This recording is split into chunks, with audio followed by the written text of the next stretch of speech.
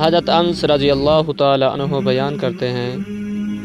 نبی صلی اللہ علیہ وآلہ وسلم نماز مغرب پڑھنے سے پہلے چند تازہ کھجوروں سے افطار کیا کرتے تھے۔ اگر تازہ کھجوریں نہ ہوتی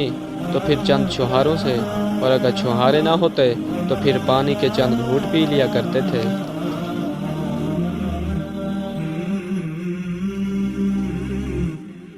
حضرت ابو عطیہ رضی اللہ تعالی عنہ بیان کرتے ہیں، میں اور مسروق عائشہ رضی اللہ تعالی عنہ کی خدمت میں حاضر ہوئے تو ہم نے عرض کیا، ام المومنین محمد صلی اللہ علیہ وآلہ وسلم کے صحابہ میں سے 2 آدمی ہیں، ان میں سے ایک جلدی افطار کرتے ہیں اور جلدی ہی نماز مغرب پڑھتے ہیں، جبکہ دوسرے دیر سے افطار کرتے ہیں اور دیر سے نماز پڑھتے ہیں۔ انہوں نے فرمایا،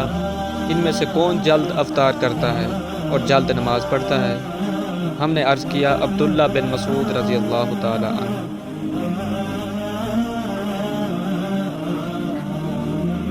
انہوں نے فرمایا،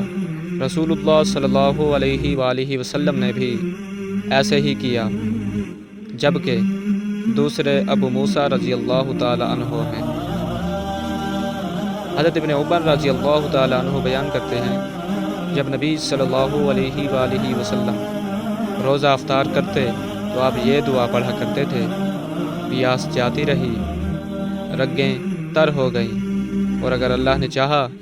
تو اجر ثابت ہو گیا۔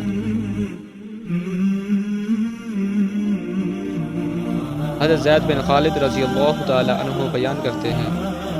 رسول اللہ صلی اللہ علیہ وآلہ وسلم نے فرمایا، جو شخص کسی روزہ دار کا روزہ افطار کرائے یا کسی مجاہد کی تیاری کرا دے تو اسے بھی اس روزہ دار یا مجاہد کی مثل اجر ملتا ہے۔